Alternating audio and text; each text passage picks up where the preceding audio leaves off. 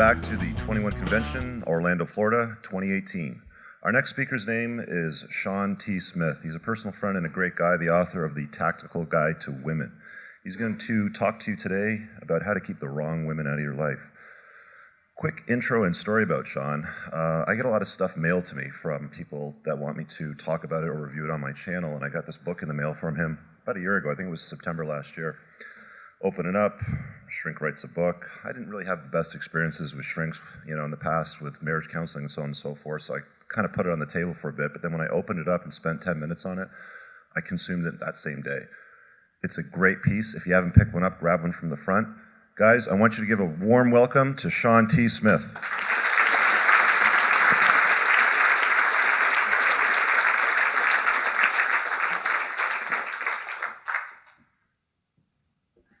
Good morning.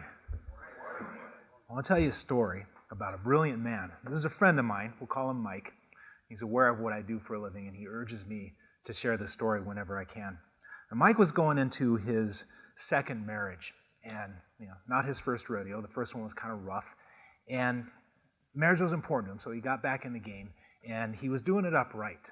And he was about a week out from his marriage, and this thing was taking on some momentum because he had bought the venue and he'd rented the swanky restaurant up in the mountains for the reception, and friends and relatives had taken their vacation time and they had bought their plane tickets and rented their hotel rooms, and this thing was barreling down the tracks like a runaway train. And it was a Sunday morning, kind of like this, feeling mellow, maybe a little hungover, I don't know. And him and his lady, his fiance, decided to go to a coffee shop just to get away, just to have a minute alone. And as they were chatting, there was a lull in the conversation, and she said something interesting to him. She said, "I know how I'm going to die." Now, some guys would say, "Well, that's nice, dear," and go back to their iPhone. But not Mike. He's inquisitive and he's sharp. And he said, "Well, what do you mean? How are you going to die?" And she said, "You're going to kill me." So, yeah, this is a hell of a thing to hear on a Sunday morning with your wedding about a week away.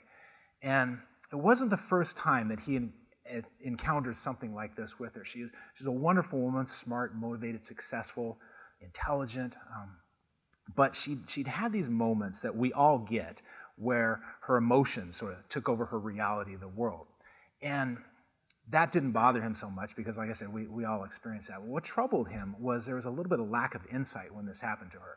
Like this would become her reality, whatever it is that she was worried about at the moment. And for a few days, she wouldn't be able to bring herself back to reality. And that was kind of troubling to him. So he heard this statement, and he was starting to notice a pattern. And guess what he did? He canceled the wedding. And you can imagine that people were none too happy with him because of all the investment, monetary and time investment that people had put into this wedding. All the activity, and on the bride's side, all of the women around the bride frantically doing whatever women do when they're getting ready to dress their friend up like a princess for a day, because we're a weird animal and we do that. And so all this anger and hostility and the social pressure. You don't do that to a woman. You don't leave her at the altar. What kind of man are you? But that's what he did. And I'll tell you later how it turned out, because it's an interesting story and it's a positive story. But what I'm here today to talk to you about is that I don't think it's ever been quite this dangerous to have the wrong woman in your life. And it doesn't matter whether your values are more aligned with Hunter Drew or Caleb Jones or anywhere in between. If you want women in your sphere, this is a risky time. If you're an old guy like me and you bring the wrong woman into your life, maybe you get to take a trip to family court, and won't that be fun? If you're a young guy on a college campus, maybe you get to visit one of these kangaroo courts that's popped up all over the country where your future and your plans can be decimated by an unsubstantiated, anonymous complaint. And maybe you're just a guy who has an average one-night stand, like a guy who came into my office several weeks ago. He had a one-night stand about a year ago, and over the course of the last year, this woman, who, by the way, she pursued him, she initiated, and once she had scratched that itch, she changed her mind. And she has spent the last year tormenting him. She hasn't called the cops. She has just systematically been destroying his personal and his professional relationships. And that's not counting just the average risks of having a woman in your life who is personality disordered, addicted, traumatized, or has some run-of-the-mill mental illness that she refuses to get treated. And did you know that this morning in the New York Times, the Sunday New York Times, there is an article advising successful men how to handle it when they get accused falsely of rape? It's become that mainstream. This is where we are. And by the way, the first step is to publicly endorse the Me Too movement. Yeah. Just tell them you like Big Brother, that's all. Just say you love Big Brother, just say it. That's where we are, guys. So I don't think it's ever been particularly easy to decide which women to include into your life. It's always been risky at the margins, and it's risky for women at the margins to bring the wrong man into their life. But I think Anthony Johnson made a compelling case yesterday that the margins have encroached into the mainstream, and this is a risky time to have the wrong woman in your world. And I want to make the case today that the men in this room are particularly at risk, because I sit across in my office from a lot of guys who are putting their lives back together after they've had their plans torn asunder by the wrong woman. And I notice something interesting with guys who are successful and motivated. There's a particular blind spot that they can't see with women. And I want to give you today something that hopefully will help you avoid this blind spot if you ever have the opportunity, which hopefully you won't. But the problem that I notice with successful guys, well, let's start with this question. What do women look for in men? Across cultures and throughout time, what do we know about what women seek in men? Well, for complicated questions like that, I like evolutionary psychology because it's a nice framework and there's a lot of numbers and math behind it and research. And what evolutionary psychology teaches us is that women look for traits beyond physical appearance and beyond social connectedness. They look for personality traits, and they look for traits that like intelligence, kindness, industriousness, and the ability to provide. Those 4 traits show up over and over again in the evolutionary literature. And kindness, by the way, doesn't mean nice. I think a lot of you guys have already read that book, and if you've met Dr. Glover this weekend, that guy, he's not a nice guy, but he's a very kind man. So kindness, intelligence, industriousness, and the ability to provide. So who am I describing when I say those four traits? Well, look around. It's you guys. Because I've been talking to you the last few days. I've been taking some notes. I've been watching you. I've never seen a group of guys like this in my life. Hundreds of men in the same room, squared away, motivated, ambitious, moving forward. You got your values in order, or you're getting your values in order, because your values should always be an ongoing process, right? Values are not a destination, they're a process. But I've never seen a group of guys like this. You have, whether you think about yourself this way or not, you have what women are looking for. So congratulations. Here's the bad news. You're vulnerable. And there's an obvious vulnerability and a less obvious vulnerability with successful men. The obvious vulnerability, and I know some of you guys don't think of yourself this way, but maybe change your frame around that. The obvious vulnerability is that when you have what women are seeking, you attract a larger pool of women than the man who doesn't have all of those qualities squared away. And in that pool of women, there's going to be your personal percentage of the opportunists and the gold diggers and the personality disorders. These are the ones that are going to make themselves very apparent to you. They're going to pursue you aggressively. They're the ones that are going to be right in your face. That's the obvious vulnerability. Here's the less obvious vulnerability that I see in my practice over and over with successful guys who possess what women want. It's that they're charmed. See, they're charmed with women. Women have never been much of an issue for them. And there's 2 factors that go into this, I think. Number one is that women have always been present for them. They've never had to work as hard as the guy who has to go out and really pursue and try to earn attention. So it's easy for them. And because it's easy for them, women are just sort of present. And if one goes away, another one comes in, and they don't have to work very hard. And this leads men to think that they're charmed with women, which they are. And how do people behave when they're charmed? Well, Napoleon thought he was charmed, so he marched to Russia, and that worked out for shit.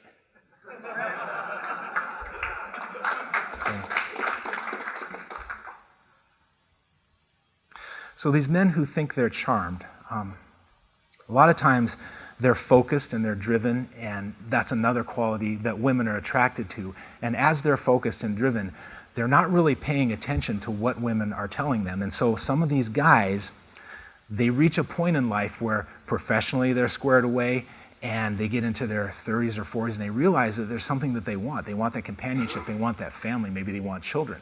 And so some of these guys decide to get married without having done the work that men who don't possess those qualities have had to do. And so this is like getting behind the wheel of a Bugatti and you haven't even read the owner's manual. Maybe you get lucky, and probably most guys get lucky and they don't wrap it around a tree. But for some of these guys, problems crop up in their relationship. And because they've been charmed and they haven't had to work very hard, they're not very skilled at handling those problems. And more than that, they're very prone to doing what they've always done, which is retreating into their work so that they don't have to face the problem. Or they come up with a short-term solution that only makes things worse in the long term.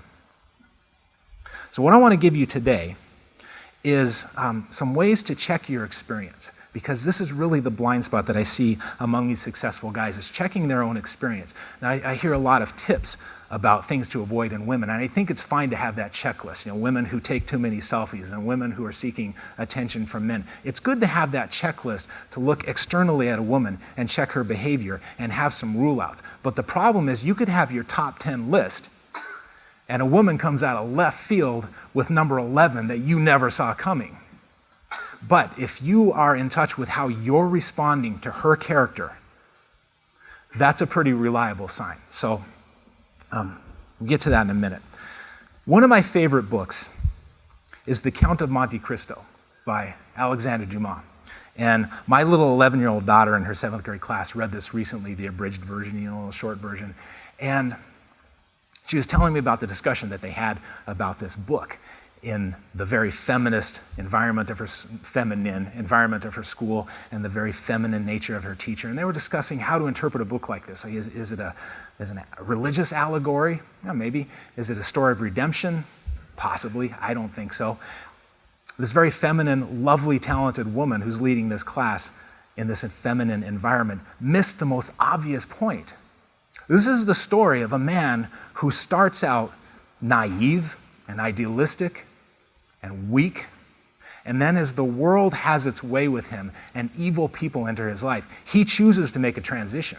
He transitions into a man who is capable and resourceful, powerful and generous and very dangerous. It's a story of transformation.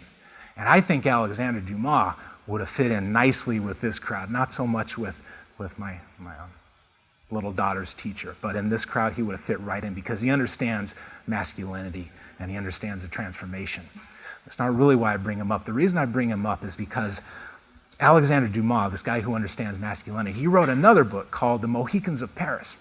And this is just a fun detective novel, right? This guy has a detective agency, and this detective has a thought, has a theory, that whenever somebody comes to him with a case of intrigue or murder, that if he digs far enough toward the truth, somewhere at the center of that story, he's going to find a woman. And the book starts with this line, "Cherchez la femme." Now, I grew up in a truck stop, so I don't speak French, but I'm told that it means find the woman.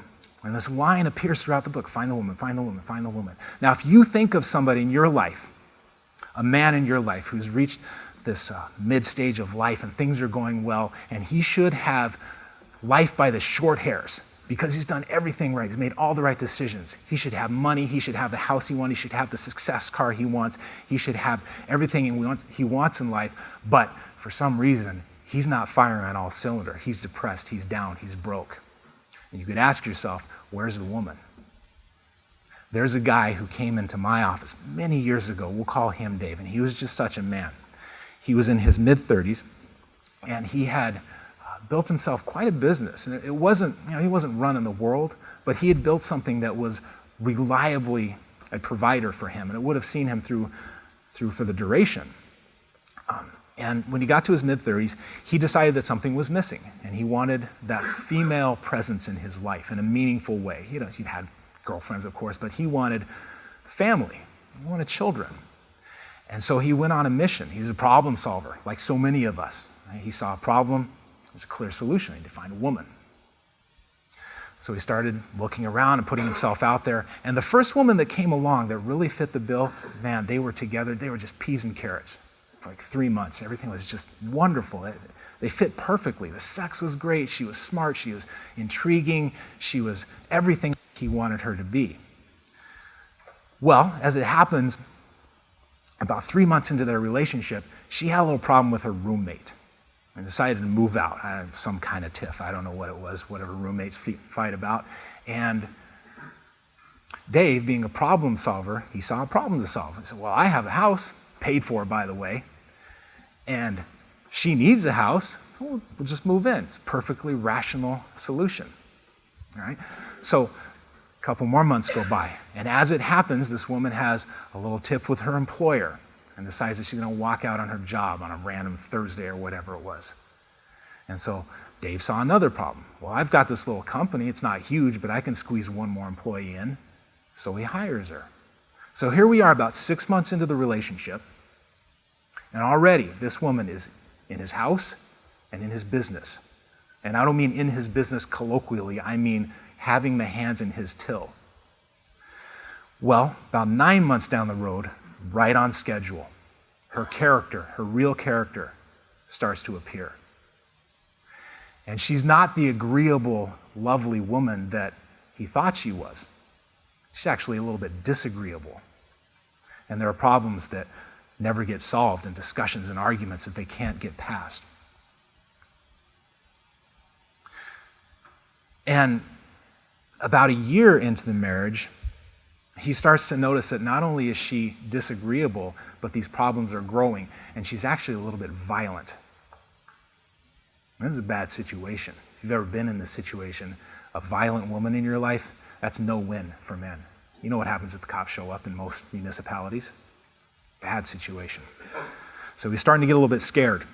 And about 15 months into the marriage, and I don't want to paint him as a victim here because he contributed to the problems. Of course he did. In every couple, it takes two people to create hostility. So he was contributing, but the violence, no excuse for that. No excuse for that. And about 15 months into it, he realized this is really going to shit. I got to get out of this. I'm headed for disaster. Got to escape. Well, guess what? She wasn't in the mood to just walk away because she felt entitled to this house that she'd been contributing to and this business that she'd been contributing to. And so, being fairly handy with the legal system, as he eventually discovered, she put him in a position where he could either face this contentious, what's the opposite of criminal court? Civil court. This civil court, she could take him to civil court and they could have this trial or this disagreement that consumes an unknown number of dollars for an unknown period of time, or he could liquidate and buy her out. That was the position that she put him in. No marriage, no kids, no contracts, just the wrong woman in his life. And so what did he decide to do? Well, he consulted with his attorney, and the best thing for him to do was simply to liquidate, buy her off, start over. Wrong woman. So last I heard, he was doing okay. He built it once. He could build it again. I'm sure he's thriving now. But that was an expensive lesson for him. So if you were to meet someone like Dave walking down the street, should have the world by the short hairs, but he's dragging along and he's depressed and sad and broke, you could reasonably ask, where's the woman? Well, in Dave's case, she's over in her new condo with half his shit, probably softening up her next victim. All right, so Dave's mistake. I don't want to beat up on Dave, but Dave made a mistake. Dave's mistake was that he didn't pay attention to those little signs of character that she was showing him early on. And we've all made this mistake. If you haven't made it with a woman, you've made it with somebody else. Somebody showed you what their character was really about, and you had this little intuitive message, and you ignored it. Anybody ever done that? I've done that. I've done that many times. I try not to do it anymore. So, as I said, what I want to give you today is a way to check in with your own experience, because I think that's a more reliable sign sometimes than what she's showing you, particularly if you're a little bit smitten with her and she's a little bit smitten with you. So I'm going to have you remember three things, just three things to look for within yourself when a woman is approaching you and you're actually considering bringing her into your life. Like I said, I don't care if you're interested in notch count or marriage or anything in between. Having the wrong woman into your life is destructive. So item number 1 is idealization. What does it feel like to be idealized? Well, when somebody's idealizing you, it's not like the honeymoon. The honeymoon, you're not seeing each other clearly. And there's been interesting research on this recently where when two people are in a honeymoon phase, they're actually kind of altered state. They're under the influence of their own brain. And they're not seeing the world correctly. They're not presenting themselves as they normally are. They're not seeing the other person correctly. But that's different than being idealized. See, idealization is when a person refuses or is unable to see your flaws, number 1. And number 2, and this is more important, that you become the source of their emotional regulation. And here's what I mean by that. Let's say that a woman is starting to fall for my buddy Rich Cooper. Where's Rich? He's back there somewhere. And this woman is starting to idealize Rich Cooper, which means that she's not seeing Rich Cooper as a 3-dimensional person. Whenever he presents a flaw, she just blows right past it. And she thinks it's cute and charming or whatever, but she finds a way to dismiss it. And maybe this woman is having some problems in her life, like maybe she doesn't like her job, but she couldn't have a bad day at work if she tried, because all she has to do is think, oh, Rich Cooper. Rich Cooper's in my world, and that makes everything okay.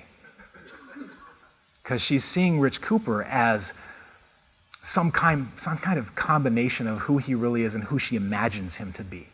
And do you see the problem with this illusion? Well, the problem with any illusion is disillusionment. Eventually, she's going to start to become disappointed because nobody can live up to what she's built in her head. And eventually, as she starts to experience that disappointment, she experiences something else. Now she's lost that center of her emotional regulation. And now Rich Cooper he's no longer the source of her happiness. Now he's the son of a bitch who's responsible for all her misery. How dare you? So what does it feel like to be idealized?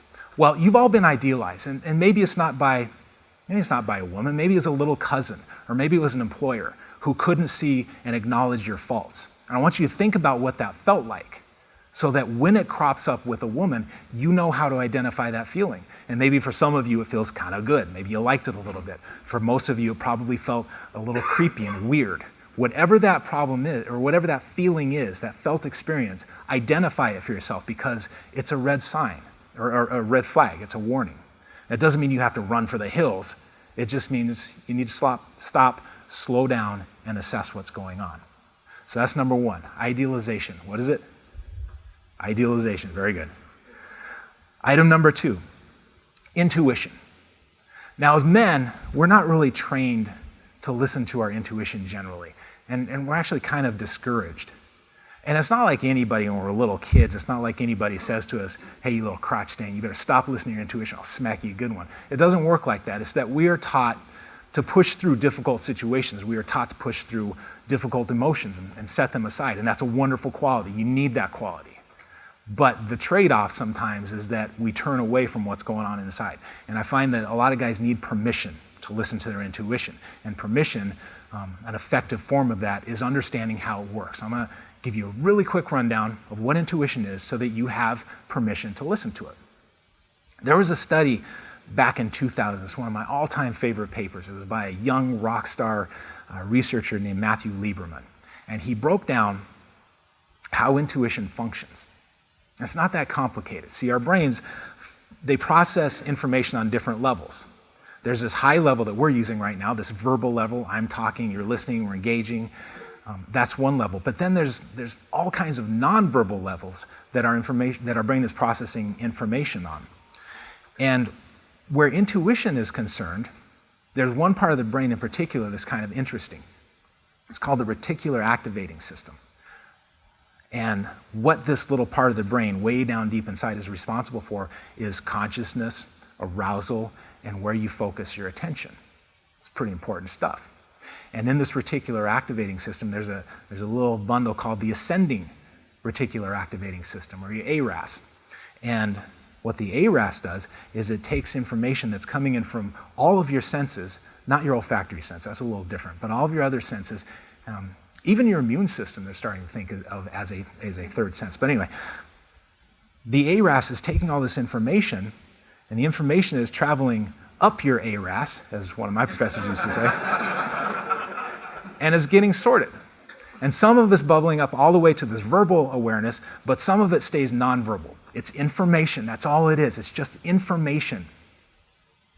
Potentiations and little neurons. That's all it is. It's nothing magical, it's nothing feminine, just information. Now, how does the brain communicate nonverbal information? Well, with nonverbal cues. So maybe you get a little upset stomach, or maybe you get something, a little hair stand up on the back of your neck, or maybe you just get irritable, or something that you just can't drop. There's something back there going on. You don't know what it is, or you can't sleep at night. Whatever it is for you, I want you to be able to label that, because there's been some interesting studies on intuition. And some studies say that the information you get from intuitive nonverbal signals is more reliable than not. And I read another study that said that intuitive signals are less reliable.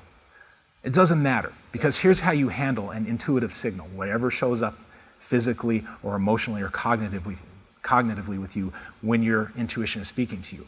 Step number one is just to recognize that your brain is processing something, and you don't know what it is. And then step number two, this is important, stop. Just stop, so that you can ask yourself what's going on. What is your brain trying to tell you? What's happening? Something weird is going on. And everyone in here who's motivated and ambitious, which is all of you guys, you have some way of processing information. You have some men that you talk to, or you go on a hike, or you smoke a cigar, whatever it is that helps you sort out some kind of problem that you're struggling with.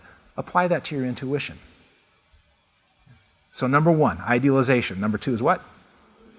Right. Number three, confusion. And this is one that successful men are particularly prone to. This is a trap, being confused in the relationship. So what do I mean by that? I mean that she's giving you mixed signals, or you're in no-win, double-bind situation. So she asks you to come over, and you want to go over, and you get there, and then on the phone she sounded like she wanted you, but you get there, and she's not talking to you. You're getting the silent treatment. Or she's upset, and whatever you do makes things worse. These little issues of confusion. And what happens with very successful guys sometimes is that they'll push right past that, because they got shit to do. I don't have time for this. So they'll push past that confusion. They'll set it aside. Don't do that. That's a huge mistake. That confusion is telling you something. And I think one of the couple ways to recognize this. One is you just have the sense that everything in the relationship is just a little harder than it needs to be. Like, this relationship is work. That's one sign. Another sign that I've heard guys tell me is fatigue. Imagine, I don't know if this ever happened to you, but you're a little kid, you're like an 8 or 10-year-old boy, and your big sister takes you to the mall with all of her big sister friends because they're going to go clothes shopping. And here you are, you walk into this environment, it's all feminine, and there's all these racks of clothes, and the energy just drains out of you like a little puddle on the floor. You know what I'm talking about? That kind of fatigue, like I just don't want to be here. This is sucking the life out of me. If you get a little hint of that feeling, that might be an indication that this is a confusing relationship, or it's just taking more time and energy than it should.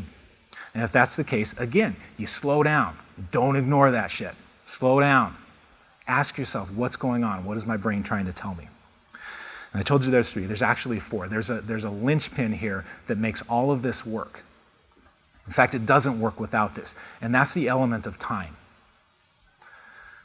Risk management is some people define it as reducing uncertainty on your goals, reducing the effect of uncertainty on your goals and ambitions. And one of the most efficient ways to reduce uncertainty with other human beings is to just take time and let their character show up and actually listen to what they're showing you.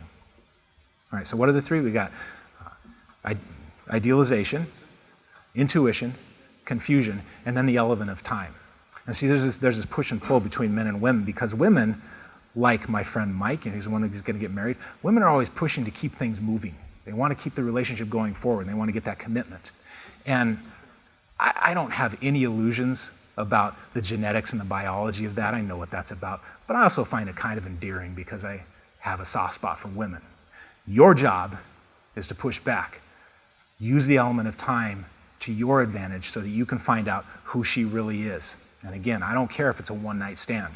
I don't think anybody should be having one-night stands in this environment. That's just me. I think it's an incredibly risky thing to do. I think even for that, you better be vetting women carefully. All right. Evolutionary psychology. Well, let me back up a little bit. I already told you how I feel about evolutionary psychology. It's like my religion. It's wonderful. But there's this idea that's floated around in the vernacular for a few decades. It's the idea of the gatekeeper. And we hear that women are the gatekeepers of sex. Women are the gatekeepers of sex, and men are the gatekeepers of relationships. You ever heard this? Yeah, okay, good. It wasn't just me. And the idea is that there's this rigid barrier, and on one side are women, and on the other side are men, and in order for a man to have sex, he needs to meet this list of criteria, and then he can pass through the gate. It's a very binary way of thinking about how men and women interact, and I've never really liked it, and evolutionary psychology doesn't seem to like it because one of my favorite books, another of my favorite books, is David Buss's Handbook of Evolutionary Psychology. It's like my Bible. It even comes in 2 volumes, like the Old and New Testament. It's very exciting. You should check it out. It's a great framework for human behavior. And do you know that nowhere in these entire two volumes you find the word gatekeeper except once? There's one place where it appears, and it's in dismissive quotation marks, and it's in a passage about women's motivation to pursue polyandrous sex. That's more than one guy in quick succession. So it's hardly an endorsement of this gatekeeper idea that you hear about in the vernacular. What you find instead in evolutionary psychology over and over again is some version of the word choosy.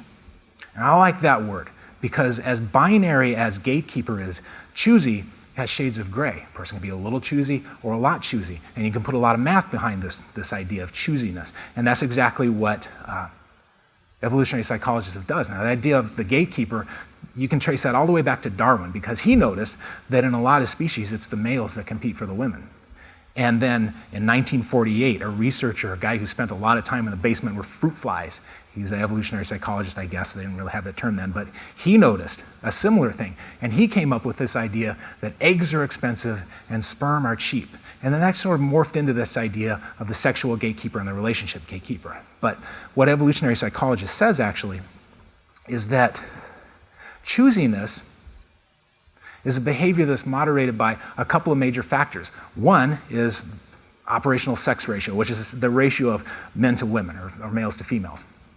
And also the variability of quality in each one.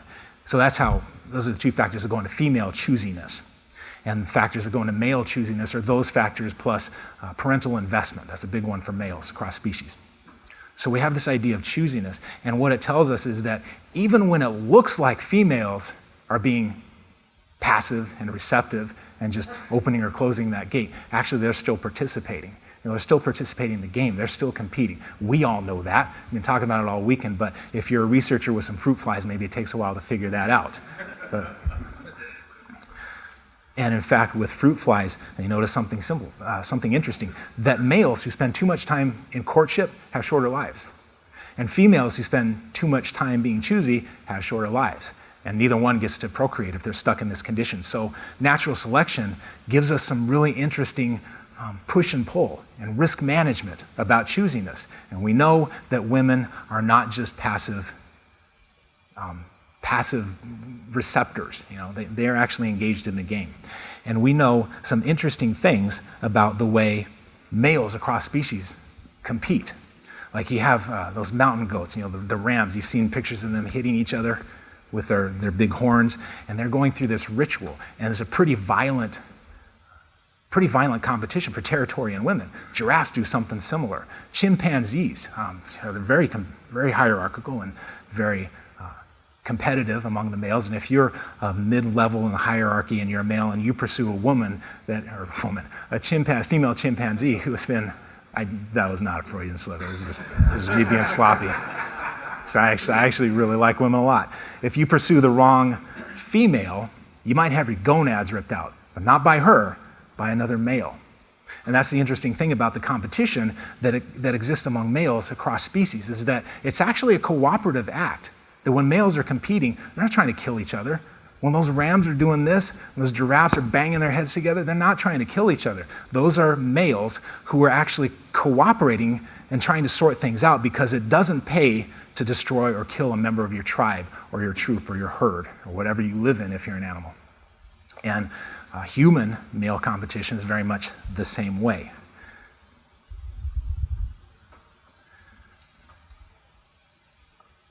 So this idea of choosiness, kind of lost my train of thought there because I started talking about chimpanzees and giraffes and rams. I was going someplace like this. And where I was going is that there's a question that evolutionary psychology doesn't answer, and it's really troubling to me. And the question is, what happens when the mere act of pursuing a woman or a female becomes dangerous? And not because you're contending with other men or other males, but because the female now has the power to destroy, to devastate any male who pursues her that she doesn't like. You don't see this anywhere else. You know, I don't know of any animals where if the male grunts in the wrong way, the female is going to rip his balls off. I don't know. I've not heard of this. But that seems to be the situation that we're facing right now. It's very unique. And so evolutionary psychology, with its notions of choosiness and all its ideas of math and its risk management, it doesn't have much to say about a condition where the mere act of pursuing, the mere act of being in the presence of the wrong woman can destroy you. Evolutionary psychology doesn't have much to say about that, but I do. Because see, I didn't like that word gatekeeper for a while, but I'm starting to come around. Because that image of the gate, it suggests that there's something valuable, something precious that needs to be protected against an invading force. And that thing that needs to be protected is your future, your families, if that's where you're going, your contribution, your dent in the universe, as Rich Cooper says. And that invading force, I don't know, you could call it gender feminism if you want. I think that's sloppy, but I don't think it's wrong. And I'm coming around on the word gatekeeper because I've sat across from too many men who've had their lives destroyed because they inadvertently, unintentionally invited the wrong woman into their lives. And Pat Campbell stood up here a couple of days ago and he told you something very important, and I hope you remember it. You're the prize. Not them, you. And I hope you act accordingly, because it's a fucking dangerous world if you don't. So.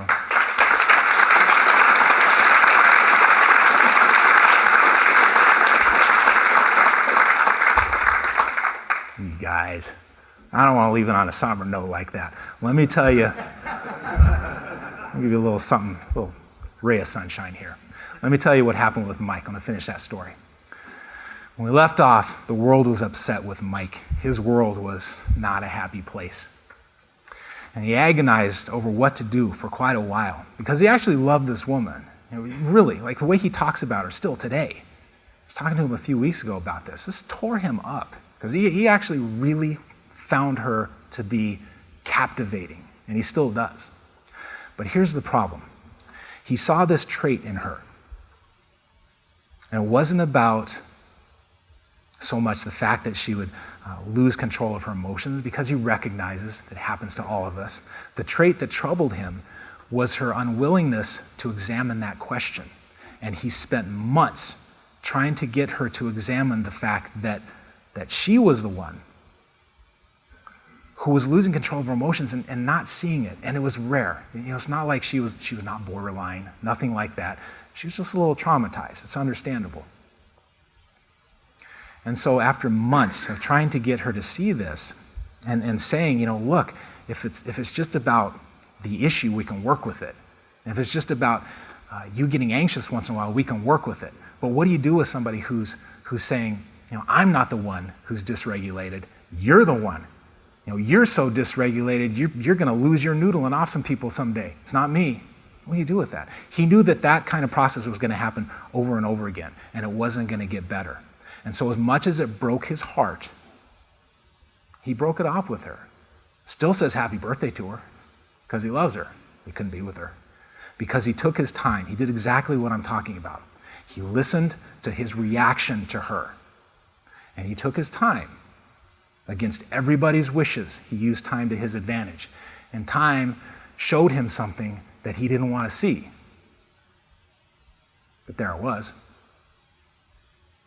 So if we fast forward a few years, Mike has been in a different relationship, and this time with a woman who has a long, unbroken track record of stability and good humor and insight and all the things that make a relationship work with a woman, if that's what you're after. Because as destructive as it can be to have the wrong woman in your life, having the right woman by your side, that's pretty sweet. As somebody out here, just on the elevator, told me, it's the force multiplier that can take you further than you thought you were, further than you thought you could go. And what did Donovan just say about women in your life? I forgot how he put it. I thought it was kind of poetic. But same idea, having the right woman by your side, it elevates you, or it levels you up. Forgive me, Donovan, if I'm getting it wrong, but we are elevated. Okay, elevate, thank you. All right. But that's another story. Probably for another day, because I think I'm running out of time here. So we'll leave it for that, with that for now, and I guess we could open up to questions if you want.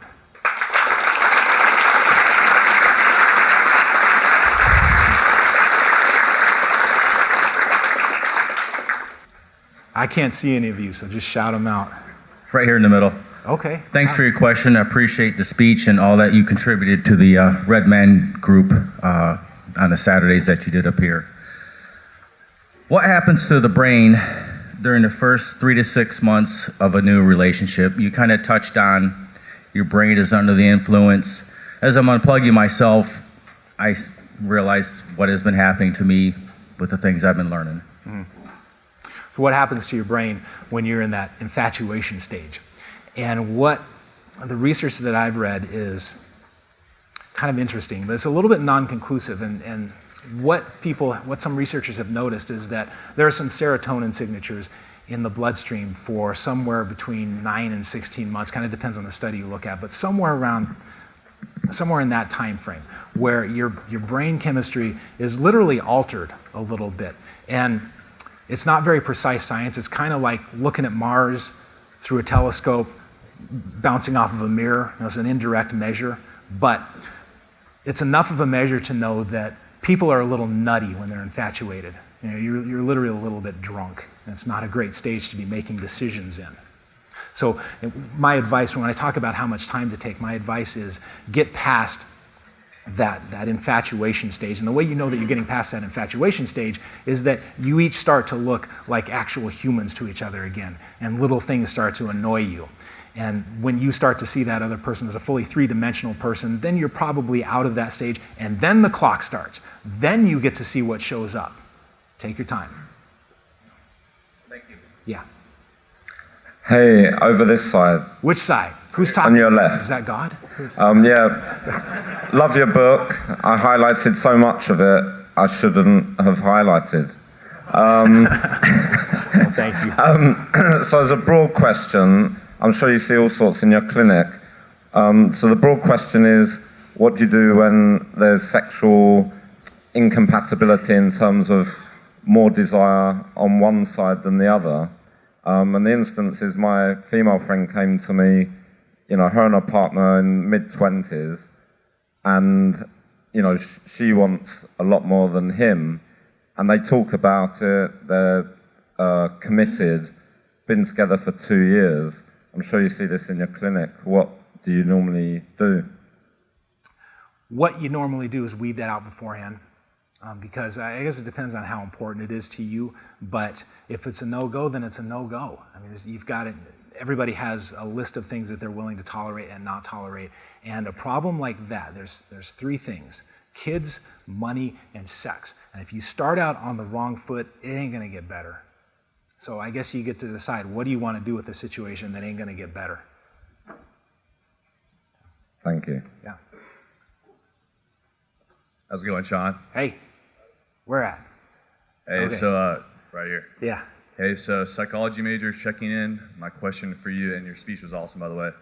My question for you is, as the leftist feminist juggernaut has infested the media, academia, etc., how do you feel about the future of the field of psychology and the field being potentially compromised by this leftist crazy thing? It's fucking doomed. No, it isn't. Because there are two divisions of psychology. There's the academic branch where all this nuttiness is just taken hold, and then there's clinicians. And I know clinicians who are feminist, but they're not nutty, because the reason they're not nutty is because they're in touch with human beings every day. And even if they have these ideas about men, when they meet an actual man, as they do over and over, it pulls them back toward reality. And I know I'm in a consultation, well, I shouldn't say who it is, but I know one therapist who brands herself as a feminist, but she doesn't hate men. I don't know how she's working that out in her head. I actually got a YouTube I'm working on about feminism, but I'm not sure how she's working that out, but she doesn't hate men. So the clinical side will always be fine, because the clinical side always pulls people in the direction of human beings. It's the academic side where people can start echoing themselves with their stupid ideas. That's where the danger is. And so how do you fight that? Well, I'm pretty loudmouth about it, and I hope that after you finish, I hope you'll be a loudmouth about it too. Thanks, man. Yeah. Hey, Doc. Hey, This side. which side? It's much easier when it's not on a podcast. Yeah. Quick question. So obviously, Cindy, Miston, Dr. Buss. My impression of your profession, you're essentially giving somebody a psychology degree that's narrowly specified to their problems.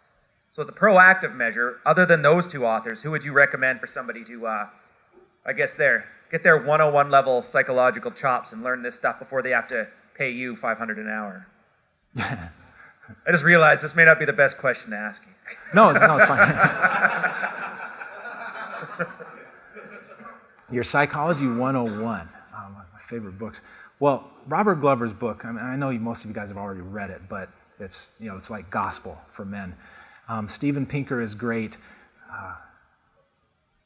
I think Steven Pinker would probably be my top recommendation. Even though he's a neurolinguist, he's not a clinician, but he has a way of taking concepts that you can apply to yourself about how you work and about how the world works.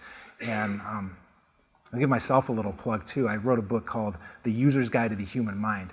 And what I did with that book is I wrote a book that the folks where I come from could understand, or the book that I could understand. Basically, I took behavioral information and evolutionary information and how it connects with treating anxiety and depression and so forth. And I wrote a book for myself, and I've gotten a lot of good feedback on that. So, Thanks, Doc. yeah.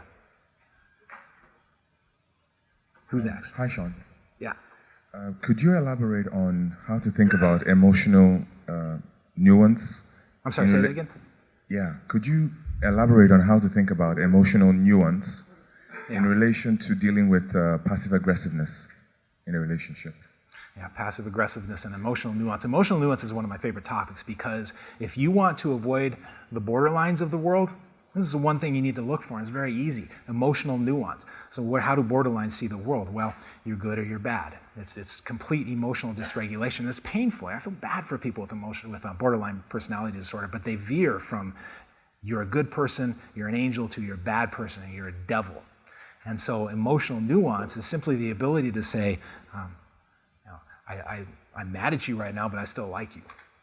And if a person can say that, then they have emotional nuance. And then passive aggressiveness, I don't know. You all know what it looks like, I think. Somebody's being indirect, they're being obstinate, they're being resistant when they don't get their way. They're taking jabs, they're doing these little things that are rebelling against you, but they're not overtly rebelling against you. I don't know, I don't have time for that. And you shouldn't have time for it either, in my estimation. So. All right, everybody, let's give it up for Shawn Smith. Thank you.